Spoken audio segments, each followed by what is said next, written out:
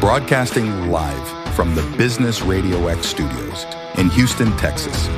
It's time for Houston Business Radio. Now, here's your host. Hello, Houston. Trisha Stetzel here, bringing you another episode of Houston Business Radio. It is my pleasure to bring this guest on today. We're going to have a really cool discussion. By the way, just some insight. We may actually talk about AI today, which could be fun.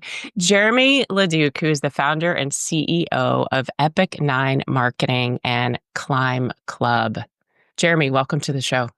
Thanks for having me on, Trisha. I'm so excited. You and I spoke a few weeks ago, and I knew that you would be like the perfect guy to come on and talk about all of these things that you've been doing. So first, introduce us to Jeremy. Tell us about yourself. Yeah, so actually born in Texas. I claim I'm a Texan when I need to, but my family moved. I was probably 1 month old, and they hauled me up to Tennessee. Tennessee, has been home for most of my life.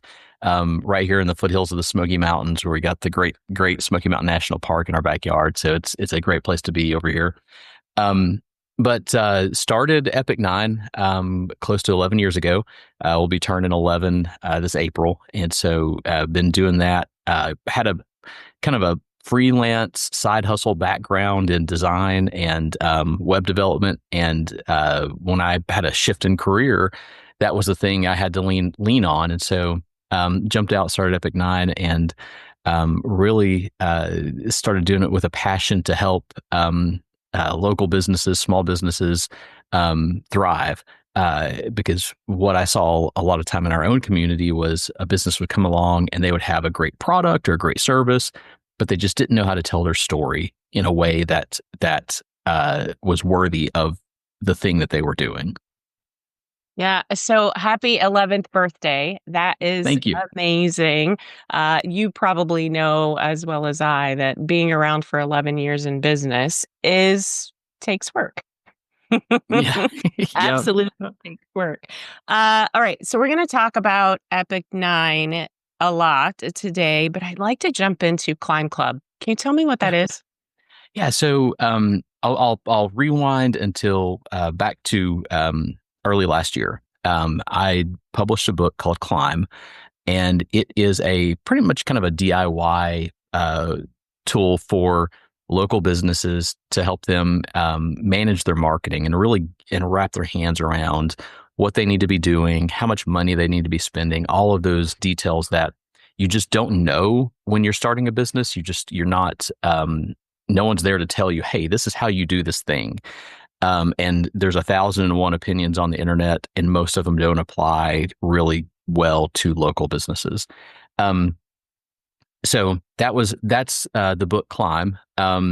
Then decided, hey, we can take a lot of the material that's in here, build it into courses, build it into resources.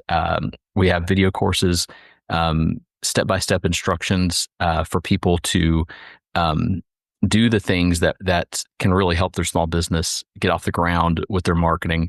And we decided to create an online community that's kind of based around local businesses doing their own marketing, but also helping each other. So Climb Club is really an online community with resources, but also a weekly mastermind where you can come and you can talk to other local business owners and figure out, hey, this is what I'm trying to do. Do you have any ideas? What have you tried? What's worked for you? So it's a great way to get and give advice and hear from people that are going through the same things you're going through. Oh, that is amazing. Marketing is such a scary thing for small business owners, right? Because we, most of us, get into business because we love something or we're really good at something. And for the most part, marketing is not one of them. Well, and that's the thing. Like most small business owners, you're good at the thing you're doing, or you're passionate about that thing, and so you start doing business, and you look out across everybody else that's doing business, and you say, hey, what are they doing? Can I copy them in terms of marketing? And that's probably one of the worst things you can do, because if you do the thing that everybody else is doing, you're not going to stand out. And the reality is most local businesses aren't doing their marketing super well, especially their branding. They play it safe a lot, And so they miss a lot of opportunity to be distinct, to be the memorable brand. I always tell people your marketing is supposed to do one thing, and that is make memories. It's supposed to stick in people's memories. And if it's not doing that, then it's most likely wasting your money. So a lot of business owners, starting a business in general is scary. And so when it comes to marketing, you kind of look across and say, okay, what's everybody else doing? I'll play it safe and it looks like it's working for them. I'll do it for me too. Mhm. Yeah, and because we don't know, right? We don't know Yeah. what we don't know. So congratulations on the book. Where can we find the book, Jeremy? Yeah. So I encourage people to go to theclimb.guide, and there's links to everything there. If you have an Amazon card, like a gift card, use that money, go buy it on Amazon. If you're using cash out of your own wallet, I encourage you to go to bookshop.org, because bookshop.org actually supports local bookstores. So you can actually choose a local bookstore in your neighborhood, and the part of the proceeds from your purchase will go to that store. Very cool. Bookshop.org. I'll have to remember that one. I didn't know about that. Thank you. All right. So the book is out there, The Climb.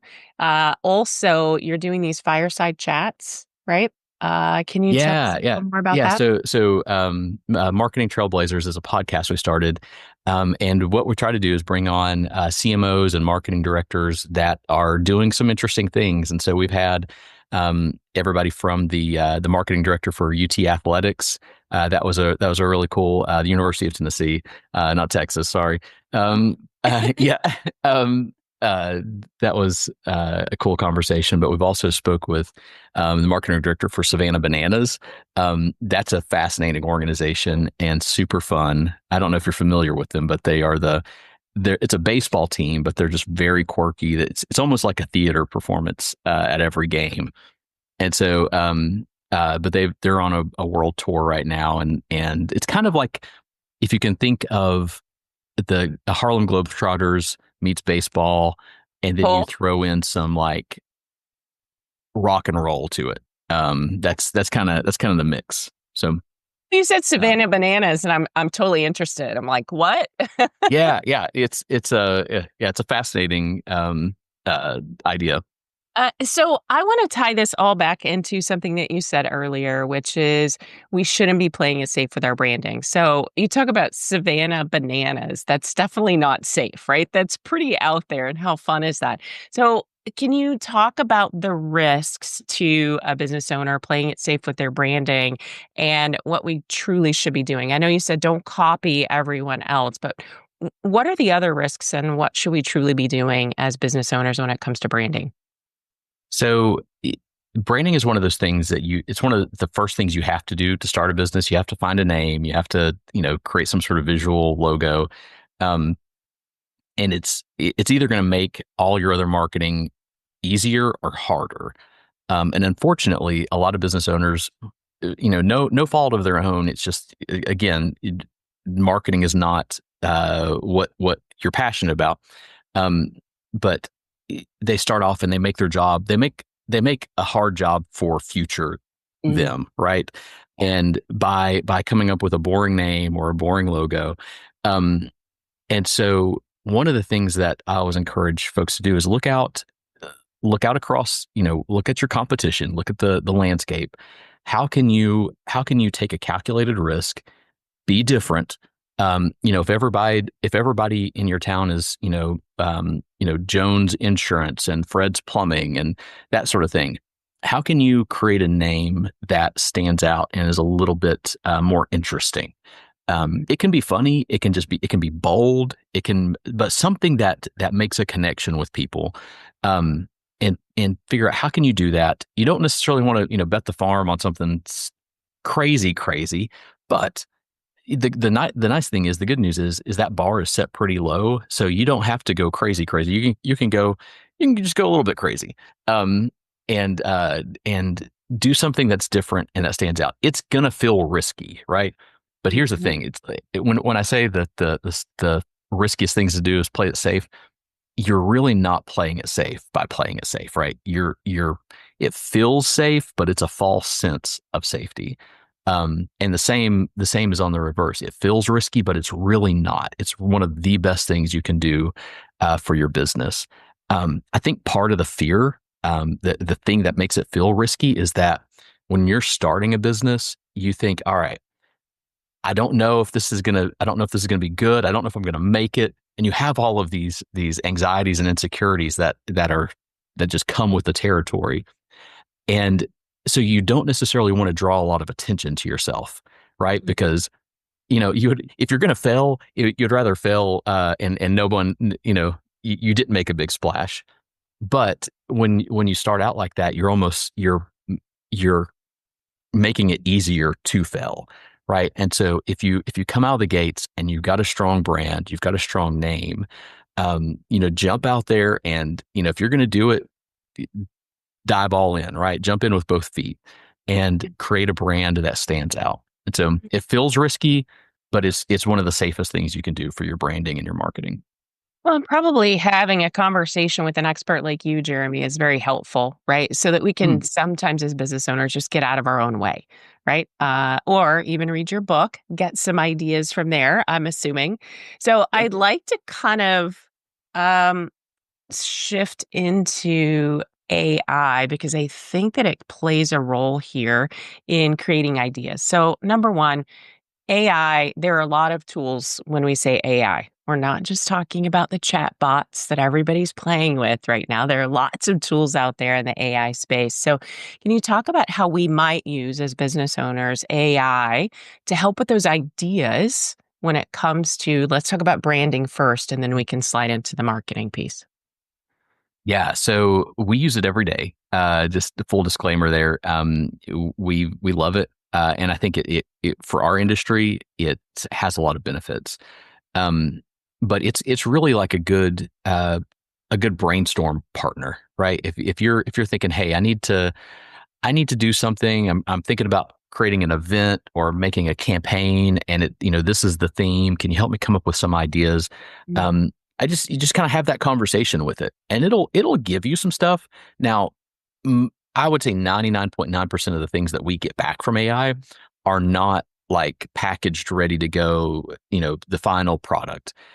They always need some tweaking, and a lot of time it's a lot of back and forth between you get something before you get something that's actually useful. So I encourage you just try it, experiment with it. It's not going to hurt anything at all. And if you can get the pro version. If you're looking to do something more creative, I really encourage you to use Claude. Claude is there's a few generative chat options out there. ChatGPT is the one everybody knows. Claude is probably the second most popular. But its writing style is a lot better, I feel, and it feels a lot more human. And so if you're looking to do anything creative, I would encourage you to do that.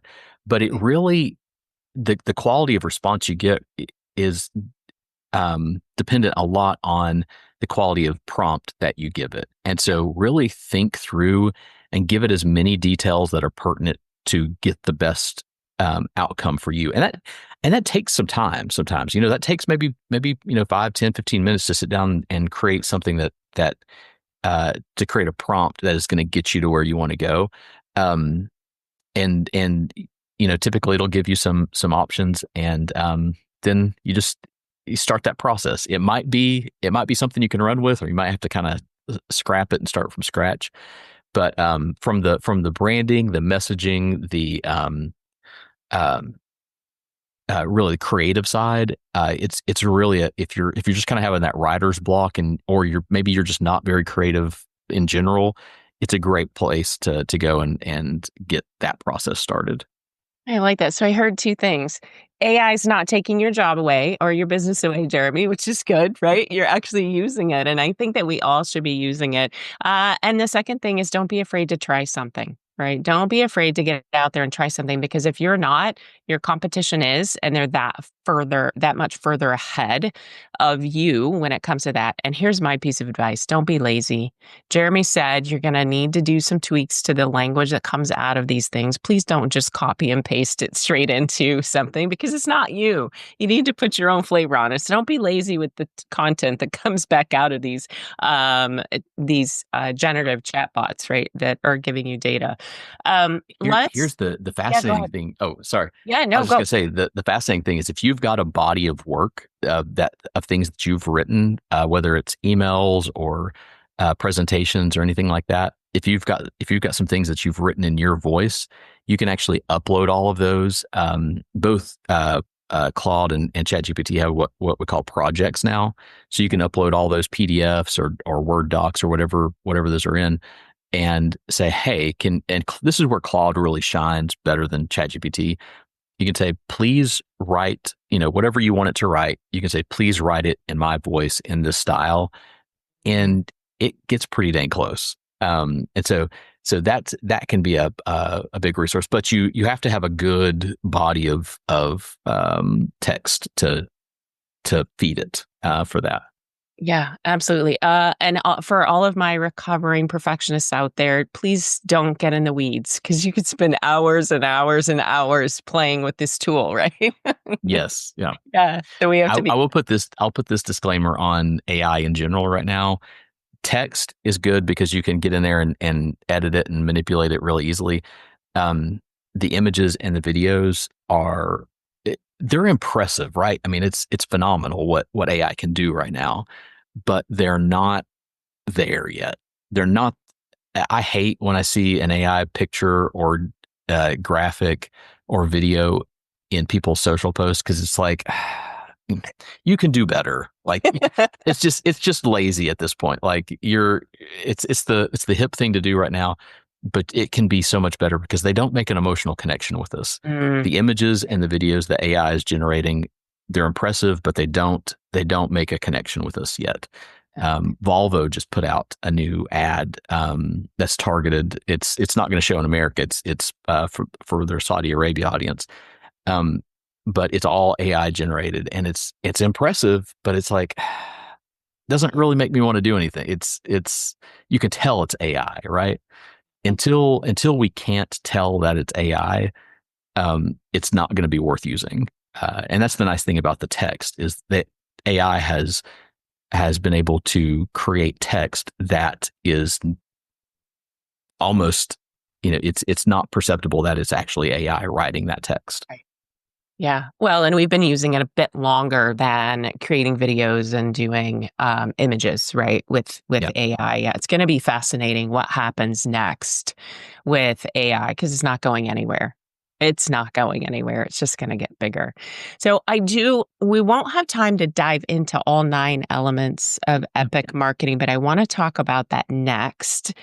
Before we go there, how can people connect with you, Jeremy? What's the best way to find you? They want to have a conversation. They've ordered your book, because they're going to do that. And they want to take this to the next step. How do they find you? Email is, feel free to shoot me an email, Jeremy@epic9, that's all spelled out, EPICNINE.com. Or find me on LinkedIn. I love to connect with folks on LinkedIn, just kind of see what you're doing. So those are probably the 2 best ways. Okay, fantastic. I'll put that in the show notes as well. So for those of you who are at your computer listening, you can just point and click. If you're just listening, then you'll need to take a note so that you can connect with Jeremy after the show. Let's dive into the 9 elements of epic marketing. We don't have time to touch on everything. So if you'll just give us the gist, and then maybe 1 or 2 points from there that you'd really like to pull out today. Yeah. So, and just a little pitch, we've got the full 9 elements course on Climb Club. So if anybody's really interested and wants to learn more, but in reality, these could have been 10 elements. It could have been 8 elements. We picked 9 because it kind of went with our brand. But it's really just a helpful way to kind of put these ideas in buckets and help you get to a good marketing plan and a good marketing outcome. So we start with goals. And that's probably one of the most important things that a business can really figure out. You wouldn't believe how many businesses of all sizes come in to meet with us and say, "Hey, what's your goal? What are you trying to achieve?" And most of the time, it's like, "Well, we want to make more money. We want more customers." It's like, all right, do you have something a little more refined than that?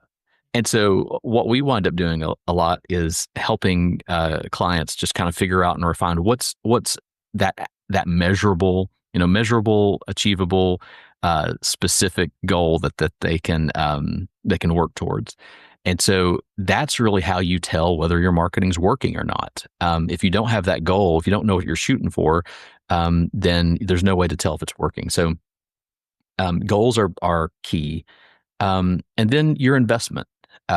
You're going to have your time, your resources, your money. You've got to figure out what level of investment you can give. And I would say for most small businesses across America, if you're under that $1 million a year in revenue mark, you're going to have more time than money. And the money that you do have, you need to use it yourself. You don't need to pay an agency. You need to figure out how do you maximize that money and use it yourself. Once you've got a budget of $2,000 to $3,000 a month, then that's where you can maybe start talking to an agency or someone that you can outsource, or even hiring someone on. But before you get to that point, it's going to be frustrating for you to go out and find someone. Because you're either going to not get much or you're going to get what you pay for, and so it's frustrating either way. And then so goals, investment. Then we talk about strategy, and really that's kind of mapping out that course for how do you get to your goal, right? With the investment level that you have and the goals that you've set. What's the best, fastest, most efficient route you can get to that goal? But then the core is, like we talked about earlier, the core is branding. That's going to make everything else. It's going to set the tone for everything else.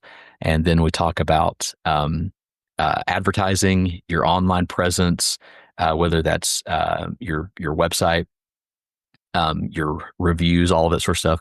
Community, so both your local community and your online, your social presence, and then analytics and results. And so analytics are important. That's another element that a lot of businesses just they don't really pay much attention to because it's foreign. It's a big learning curve, but being able to measure what you're doing again helps you figure out, is my marketing actually getting me where I want to go? And then the results. If you don't have results, it's not epic marketing. And so you might not have the results the first time you try to go through this path, right? You may not get the results that you want, but it's a constant kind of trying, evaluating, refining until you can really get the best strategy down. I love that. So you're speaking my language, SMART goals. Everybody needs them, right? And particularly when we're talking about marketing. And most of us don't think about it. We're like, well, I'm just going to go put some social posts out and then I'll get lots of likes and I'll get business. And that's not quite the way things really actually work. All right. So Jeremy, different sizes of businesses can engage with your business, and the tools that you have out there in different ways. So number one, we talked about the book, and the book is self-study. I can buy the book, I can read the book, and I can learn a lot about what I should be doing from a marketing perspective. It sounds like the 9 elements of epic marketing are also available. So can you describe how folks who are listening who want to get that material can find it?